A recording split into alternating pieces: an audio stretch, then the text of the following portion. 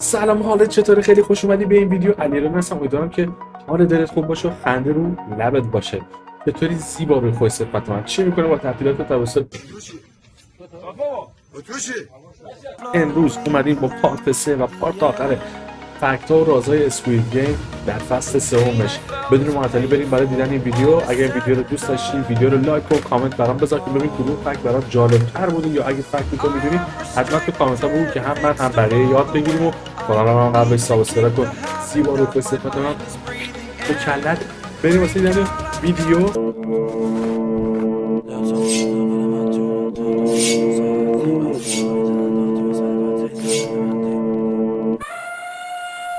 قبل از اینکه فکت‌های این سریال رو براتون بگم دوستان عزیز من، این ویدیو شامل اسپویل هم میشه، پس عزیزانی که فصل سوم سریال اسکوید گیم رو ندیدن ویدیو رو بهتره که نبینن، و اگه کسایی که سریال اسکوید گیم رو دیدن و این ویدیو و با من برای اولین بار دارن آشنا میشن این ویدیو رو ببینن، بهتره که پلیلیست اسکوید گیم رو ببینن. فکت‌های مربوط به فصل اول و دوم هم اونجا گفتیم براتون، و اون ویدیوها رو ببینید و لذت ببرید. مرسی از هواپیما که داره عبور میکنه و صداش نمیدونم تو ویدیو میاد یا نه.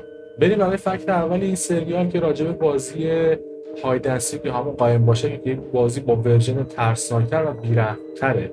چرا؟ چون شامل دو تیم قرمز و آبی میشدن و تیم قرمز چاقو داشته و تیم آبی کلید داشته که باید اون سه تا کلید رو با هم ترکیب. حالا اون سه تا کلید جمعش چیه؟ تیم قرمز باید حداقل یک نفر از تیم اعضای آبی یا همون اعضای تیم آبی رو شکار کنن و به قتل برسونن. اگر این کارو نکنن توی تایم مشخص شده خودشون از بازی حذف میشن. و تیم آبی دارای کلید هستش. کلیدها برای چی؟ برای اینکه در اصلی و در خروجی بازی رو پیدا کنن. در خروجی بازی شامل 3 تا جای کلید میشد که کلیدهای بازی هم شامل از یک کلید مثلث، یک کلید دایره شکل و یک کلید مربع شکل میشد که تیم آبی به اصطلاح باید کار گروهی یا تیم ورک داشته باشن تا همدیگر رو پیدا کنن و مکمل هم بشن تا بتونن از این در خروجی خروج کنن و بتونن جون سالم به در ببرن و بازی‌های بعدی راه پیدا کنن.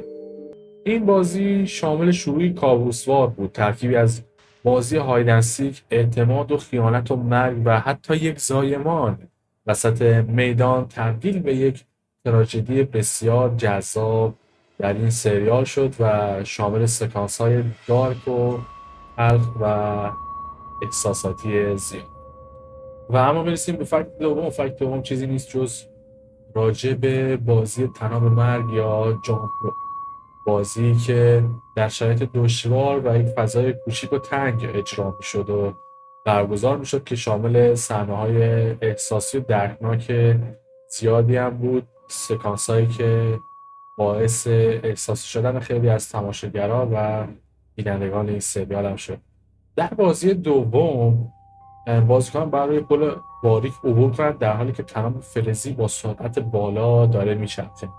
عبور در عرض 20 دقیقه الزامی و اگه کسی در این تایم عبور نکنه حذف میشه و کوچکترین اشتباه هم منجر به سقوط میشه. و یه فکت خیلی جالبتر راجع به این موضوع این که جونهی به اصرار VIP ها باید با همراه فرزندش در این بازی شرکت کنه. جونهی که پاش دچار مشکل شده بود همراه به نوزادش در این بازی شرکت میکنه که اتفاقات عجیبی در این بازی میفته و نامگیو به فشار مینسو و اعتیاد به قرص از روی پل سود. و میرسیم به فکت سوم. فکت سوم چیزی نیست راجع به مرگ جونهی، شماره 222 و جانشینی نوزادش به عنوان شماره 222 جدید بازی که به اصرار VIP ها باید در بازی ها شرکت میکرد که در بازی نهایی بازی اسکای اسکوید گیم هم شرکت کرد. داخل بازی اول، داخل بازی هایدنسیک، جونهی بعد از اینکه زایمان میکنه و بچهش به دنیا میاد، در بازی دوم وقتی که خودش رو حذف میکنه و نوزادش رو به شماره 456 یا همون دیوون میسپاره و خودش رو فدای بچهش میکنه، به اصرار VIP هاست که باید اون کودک خردسال که نمیشه گفت اون نوزاد تازه به دنیا اومده باید شرکت کنه و اوج و ته بیرحمی که یک نوزاد باید شرکت کنه و اونا براشون مهم نبود زنده بمونه یا بمیره یا نوزاده یا هر کسی که هستش داخل این سریال. که این مرگ مادرش واقعا دردناک بود برای همه بینندگان این سریال و تولد این کودک نمادی از تولد در قلب تاریکی، شاید تنها نشونی از امید در این بازی بیرحم و بی‌ترحم باشه. و اما میرسیم به فکت چهارم این سریال راجع به بازی اسکای اسکوئیل گیم یا همون بازی نهایی این سریاله. توی بازی سوم بازیکن‌ها باید روی سه سکوی معلق مربع شکل، مثلث شکل و دایره شکل قرار بگیرن و برای رفتن به سکوی بعد باید حداقل یک نفر توسط شرکت کنندگان از بازی حذف شه یا پرتاب بشه به پایین و قبل از اینکه پرتاب بشه باید دکمه شروع رو بزنن و اگر قبل از زدن دکمه شروع رو کسی رو حذف کنن مردن یا حذف اون پلیر داخل بازیشون حساب میشه و باید بعد از زدن دکمه شروع بازی یه نفر رو حذف کنه و اگر کسی در اون تایمی که اعلام شده حذف نشه همه پلیرها با هم حذف میشن و در پایان بازماندگان جایزه رو تقسیم میکنن یا بازماندگان یا بازمانده نهایی. میرسیم به فکت پنجم. فکت پنجم هم مربوط میشه به بازی هایدن سیک یا همون بازی اول. همونطور که میدونید و دیدید که اونجا مادر شماره 207 فرزندش رو فدا میکنه تا نوزاد تازه به دنیا آمده جونهی یا همون شماره 222 زنده بمونه. تصمیمی تکان دهنده درباره ارزش زندگی و انتخاب میان عشق مادرانه و سیاست لحاظ. تصمیمی بیرحمانه که عزیزترین انسانش رو فدا کرد تا زندگی نوزاد تازه به دنیا آمده ادامه پیدا کنه. نمادی از انسانیت در شرایط سقوط بود که همونطور هم که میدونید خود گیونجا در شب خودش رو فدا میکنه و خودش رو از همون قصه و ناراحتی کاری که کرده دست به خودکشی میزنه. و اما میرسیم به فکت ششم که راجع به یکی از کارکنان اسکوئیل گیم هستش، یکی از نگهبان‌ها به اسم نوئیول که کمک میکنه به یکی از شرکت کنندگان برای نجاتش. نوئیول در آغاز به عنوان نگهبان عمل میکنه اما با همکاری برای نجات جون گیونگسو یکی از شرکت کنندگان اون رو میخواد به دختر مریض گیونگسوک برسونه که شناخت قبلی از گیونگسوک و دختر گیونگسوک داشته که توی شهر بازی کار میکرده که اون رو میدیده و کودکش رو میشناسه و تبدیل میشه به یک شخصیت نجات دهنده. نویولی که خودش کودکش رو از دست داده، یک شخصیت فراری از کره شمالی که به صورت قاچاق به کره جنوبی میاد و کودکش رو ازش میگیرن و همونطور که میدونید در قسمت آخر خبری براش میاد که مثل اینکه کودکش در جای دیده شده و میره بدون بالش. و اما میرسیم به فکت هفتم مربوط به گیهون و مرگش میشه. گیهونی که با فشار دادن دکمه انتخاب کرد که خودش از بازی حذف بشه و نوزاد برنده بازی میشه و قبل از اینکه خودش رو به پایین بندازه جمله معروف اون ما انسانیم نه اسب رو میگه و آمیزه از اندوه و امید انسانی بر اساس تعهد اخلاقی. خیلی ها شاید فراموش کرده باشن که علت این جمله چیه که ما انسانیم نه اسب. اگه توجه کرده باشیم به قسمت ها در فصل اول و قسمت آخر که شماره 201 یعنی کسی که بازی رو راه اندازی کرده رو میبینه بهش میگه که چرا این کارو کرده، بهش در جوابش 201 بهش میگه که ما آدمای ثروتمند خسته شدیم از سرمایه گذاری و شرط بندی روی اسب‌ها و با این بازی رو راه انداختیم و شرط بندی کردیم روی بازیکنان این بازی یا کسایی که شرکت کردن به خاطر پول.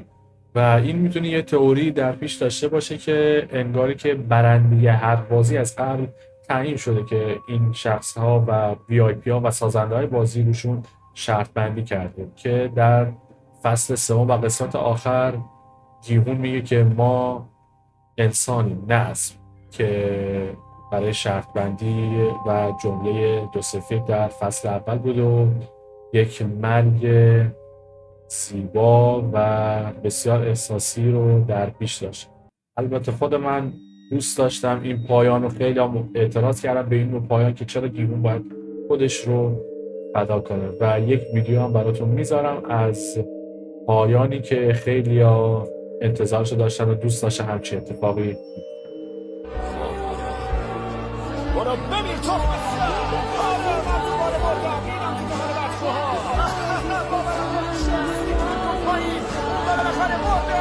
و اما میرسیم به فکت هشتم که راجع به رکرویتر جدید این بازی با بازی خانم کیت بلانشت هستش که در لس آنجلس فرانتمن اون رو میبینه و نشون دهنده اینه که این سریال ادامه داره اما با عنوان و نسخه آمریکاییش.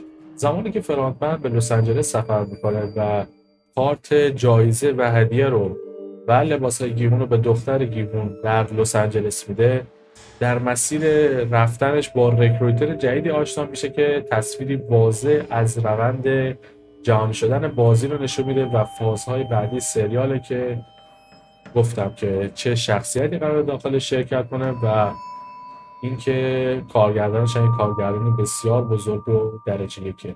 باید شاهد باشیم و ببینیم که آیا نسخه آمریکاییش میتونه با نسخه کره‌ایش رقابت کنه یا. و اما میرسیم به فکت نهم و همون فکت آخر که مربوط به پلیرها و اخلاق و طمع و رفتارشون در بازی نهاییه. اونطور که دیدین در بازی نهایی بازیکن‌ها تصمیم می‌گرفتن که کی از بازی هست و رأی‌گیری می‌کردن و حتی مرد کودک هم براشون مهم نبود و اهمیتی نداشت و این نشون دهنده اینه که چقدر پول برای اونها با ارزش بود و آدم‌های طمعکاری بودن. همونطور که میدونید این کار و این رفتار این پلیرها اینکه حاضرشن برای پول رفاقتشون رو قربانی کنن، کودک رو قربانی کنن، نماد نقد سرمایه‌داری و اخلاق فردیه. زمانی که رأی خیلی چیزا رو تعیین میکنه، حتی مرگ یک کودک، وقت میفهمی که ذاتمون در طمع. مرسی که تا اینجا ویدیو رو همراه علی‌الون بودی. زیبا خوش صفت. امیدوارم از دیدن این ویدیو لذت کافی رو برده باشی و بهت خوش گذشته باشه و چیزهای جدیدی یاد گرفته باشی. بزرگترین حمایتی که میتونی از ازش بکنی رو که میدونی دیگه چیه، کانال رو ساب کن، ویدیو رو لایک کن، کامنت برام بذار اگه فکتایی رو که من نمیدونستم و تو میدونی حتما تو کامنت ها بهم بگو که لایک و کامنت رو خیلی به من کمک میکنه که ویدیو برای بقیه ساجست شو. دلگرمی برای من علی‌الون. عاشقتونم، دوستتون دارم. مرسی از محبتاتون که به من دارین و اول از همه حال دلتون خوب باشه و قبلش دار شده باشید. خوشگلای من، مراقب خودت باش و فعلا